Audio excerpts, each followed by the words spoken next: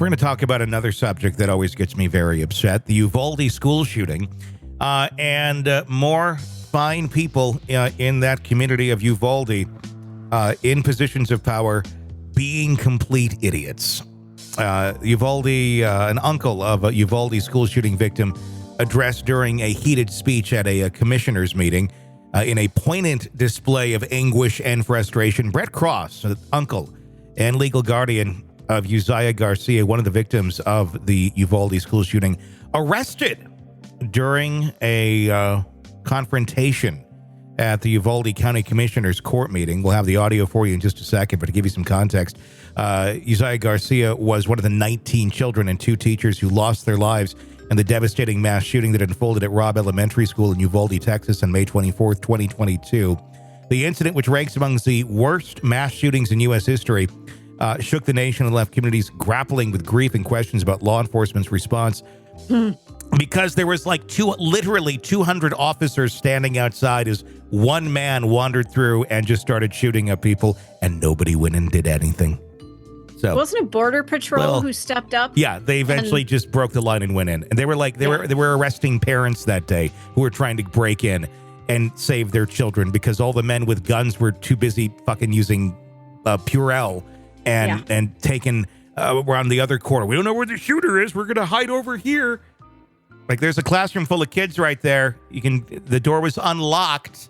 They didn't even attempt to go in. So there's a little bit of frustration in that community. Video footage from the recent commissioners meeting captured the raw emotions as Cross directed his anger towards former Uvalde police chief Mariano Pages Jr., who was in the office during the shooting. Cross's impassioned speech underscored the lingering pain and frustration over the slow police response that potentially cost the lives on that faithful day. How is it that there is a motion to approve minutes when he hasn't been here in the past 2 months? Cross demanded, questioning Pargas' commitment and presence during critical moments. We are paying a man's salary who refuses to do anything. You couldn't show up and see the children who survived?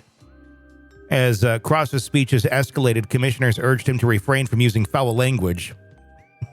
Because, you don't want to use bad language in front of these people. It's okay to let all these 19 kids die and 2 teachers. You don't want to go in there, but you're offended by somebody using the word fuck. Language.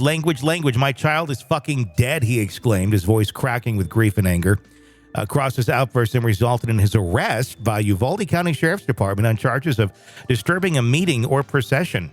However, he contends that his emotions were justified, expressing his anguish over his son's death, far outweighing any concerns over language. Well, isn't it great that they went and they made an arrest right there in their meeting? Yeah. But they were able to do that, but they couldn't arrest the guy that was executing children.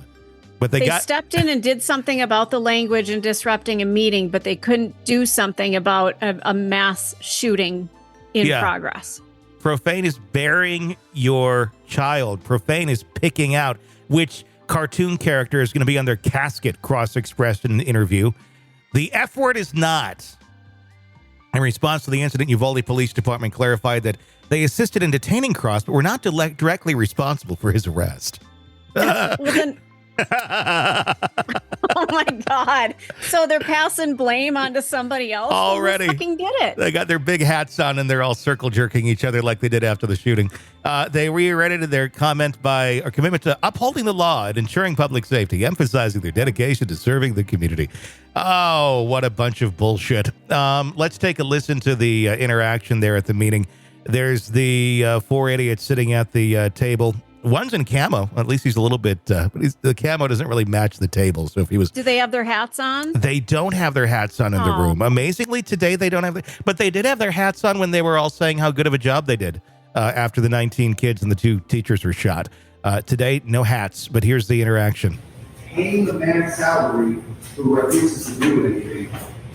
You couldn't show up for the last 3. You couldn't show up and see the children who survived.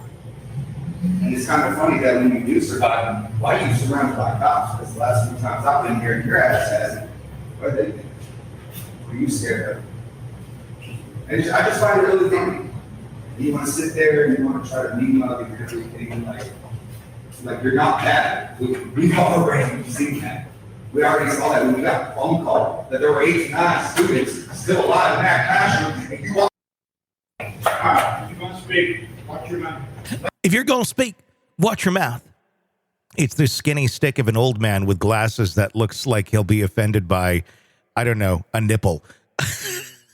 That's speaking and can't handle that word. Watch your mouth. Because gotta have decorum during the meeting. Gotta have decorum when he points out that you all walked away from 9 students who didn't need to be executed. And he used the word fuck in that sentence. That's offensive to these idiots. Wow. That's offensive to these idiots. It should be, none of those idiots should still be there. They should have wiped the town clean, put out a help wanted ad for anybody to come into that community. None of the people. It's nuts. Let's play a little bit more. Let's play a little bit more of the audio here. Language. My child is dead. Dead. And you have the ball and the ball to stand up here in front of everybody. No. I'm under arrest. So because he said my child is effing dead, they arrested him. Fuck them all. I gotta say, I don't. It's not balls on these people. It's utter stupidity. It's man in the high tower mentality that they have going on there in Uvalde, Texas, and they understand. Oh, go ahead. They seem to think that they're unstoppable, that everything that bad, all the horrible things that happened, that it's still just kind of like, we can. They better have damn good security in that building because there's a lot of angry parents, just like that one right there.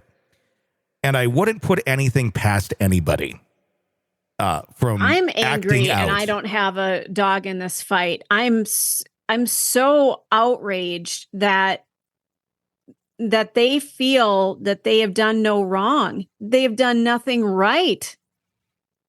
Exactly. I mean, it just, I don't know. It's so in the pompous, here's one of the villagers coming to air their complaints because their children were executed in our watch and we didn't do shit. God, I don't know how some of these parents keep it together, honestly. And it simply ended at him swearing and being arrested. I can say if I was a parent in that situation, it wouldn't have ended for those same reasons. Right. It would. Yeah. I don't think I would have been able to hold myself back.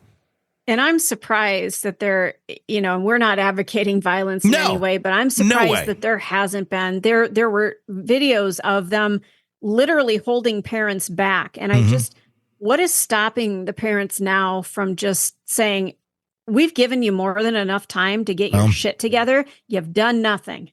Hopefully if they have other children, that's what's holding them back. But if you are a parent that doesn't have any other ones and you have nothing to lose and your world was stolen from you and it didn't have to be, I'm